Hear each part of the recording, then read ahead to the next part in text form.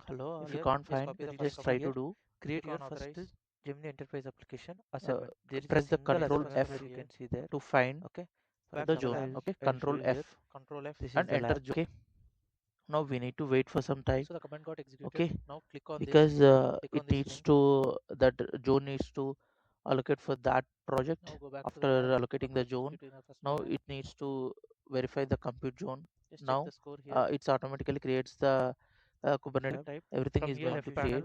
we need to Okay, fill the after manage creating metadata. From say, here, after okay, getting the files we need to with type the types. nodes. Okay, hope you already. From here, the location is this one. Copy this.